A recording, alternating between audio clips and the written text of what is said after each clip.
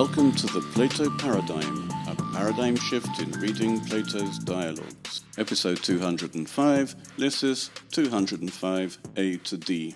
Hippothales admits his lust for Lysis, but he denies writing poetry and singing songs in praise of Lysis.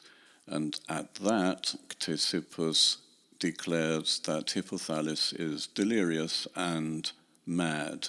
He is not living in the real world, according to Ctesippus. Hippothales is clearly uncomfortable in the presence of Socrates, and Ctesippus is enjoying his discomfort. Whether Hippothales is embarrassed or not, Socrates is interested in something else. Kai ego epon, o Hippothales, utiton metron de omai accusai, ude melos eti pepoiekas, eston nerniskon, ala tes dianoias, hina edo tina tropon prosfere prostapaidica. And I said, "Oh, Hippothales, I'm not asking to hear any of the verses, nor a song if you have produced one for your young man, Nerniskos, but I am asking for something of the intent, so that I may see in what way you conduct yourself with regard to the paidika, the darling." We might think that Socrates is simply trying to avoid having to listen to hours of tedious ramblings and versification, but the fact is that he is more interested in Hippothales himself. It won't help Hippothales at all to recite his poetry over and over again while he hasn't thought at all why he's doing it. Socrates wants him to concentrate on the reason for all of this show of praising Lysis. Hippothales, however, is still evidently embarrassed to talk to Socrates and directs Socrates to talk to Ctesippus. Hodede pusoi ephe ere akribosgar epistatai kai memnetai eper hos lege hupemu ae akuon dietethriletai. This one, he said, will tell you, for he understands accurately and remembers if, as he says, hearing all the time, he is deafened by me. Hippothales is being resentfully sarcastic, but he does have a point. If indeed Ctesippus hears all the time all of the things that Hippothales says, he would doubtless have some idea of what Hippothales has been saying. Since Hippothales himself is too embarrassed to talk, it will be useful to have his friend Ctesippus tell Socrates for him. The only problem with this is that what Ctesippus hears is the songs, the poetry, and not the intent. If Hippothales wants Ctesippus to tell Socrates what his intent is, then he is giving his friend a lot more credit than one might expect, especially given that Ctesippus likes to joke around. Just in passing, it's interesting that Hippothales and Ctesippus don't call each other by name. Once again, Hippothales refers to Ctesippus as this person, this one here. It's always Socrates who names them, whether he's addressing them or while he's reporting what happened. It's worth noting, although I really don't know the significance of this at the moment. Whatever the case may be, Ctesippus now takes up the challenge.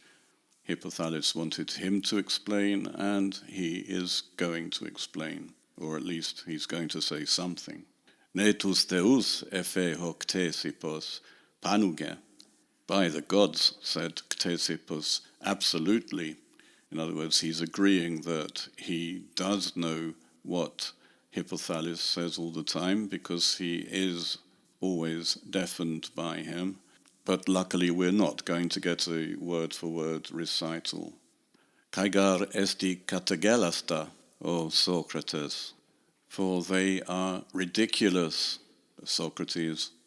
Katagelastos is often used to denote someone who is ridiculed in an eristic debate.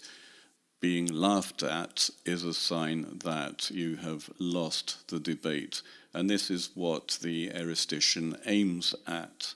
The idea in eristics is that if the audience laughs at someone, this is a sign that that person is an idiot.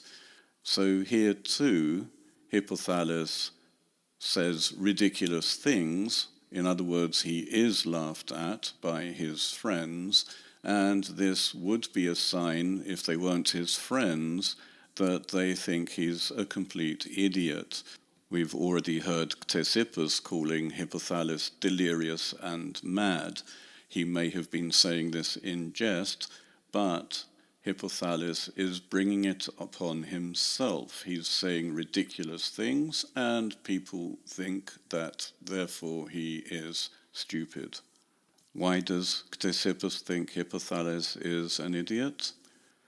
Togar erestenonta, kai differontos ton alonton nun prosechonta to paidi, idion men meden echen legen, ho uchi kan pais epoi, pos uchi katagelaston. For how is it not ridiculous that although he is a luster and is outstandingly above the others paying attention to the child, he has nothing particular to say which even a child wouldn't say.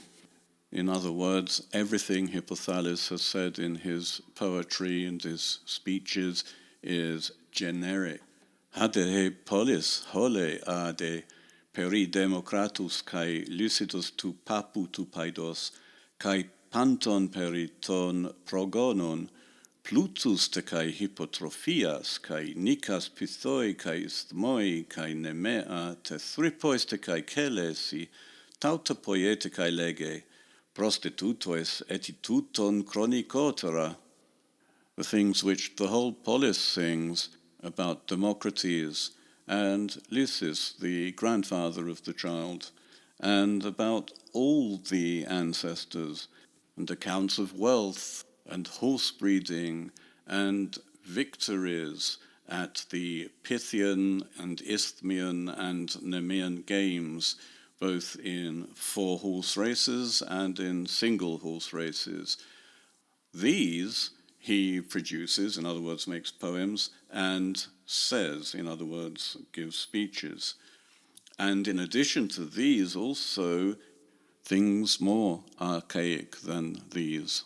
Tongar tu Herakleus xenismon proen heminen poematitini diee, hos diaten tu Herakleus sungenean, ho progonos auton hupodexaito ton Heraklea, gegonos autos ec diostekaites tu demu archegetu thugatros, haper hai graiai adusi, kai alla pollatoi autos Socrates tautestin ha hutos legonte kai adon anankadze kai hemas acroasthai. For he detailed to us in some poem that because of kinship of Heracles, Hercules, the ancestor of them received Heracles, Hercules. The ancestor himself was a product of Zeus and the daughter of the first leader of the deme, things which old women sing, and many other such things, Socrates. These are what this person, speaking and singing, forces us to listen to. The kinship mentioned between the ancestor of Lysis and Heracles is that they are both sons of Zeus, which makes them half-brothers. This ancestor is made even more important by having him be married to the daughter of the first founder of the deme, and this notion is just as mythical as the ancestor being the son of Zeus. The Athenian demes are an arbitrary system created after the beginning of democracy around 509 BC. The original demoi of Attica would have been villages, and these were transformed by Cleisthenes into political units, very arbitrary, unartificial political units, which were intended to create some sort of equality between the different units. All this is beyond the scope of our present dialogue. The point is that everything that Hippothales wrote or composed in his poem was nonsense. It is completely mythical, and furthermore, he is not actually praising Lysis. He's praising his family roots. We might now expect Socrates to point this out, that Lysis should be the one being praised by Hippothales, but in fact Hippothales is not praising Lysis at all. He is instead praising his family, especially his mythological background. We might expect Socrates to pick up on this and criticize Hippothales for failing to praise Lysis, since praising his mythological background is not the same thing, and as Ctesippus himself has already said, this is the sort of thing that old wives do, or indeed young children. They don't have to know Lysis at all to make this sort of thing up. Kai ego acusas epon, o katagelas de Hippothales. And I, hearing this, said, "O ridiculous Hippothales." And we might assume from this beginning that Socrates is indeed going to criticize Hippothales, and he actually does, but not in the way we expected. Prin nenike kenai poies tekai ades es sauton encomion.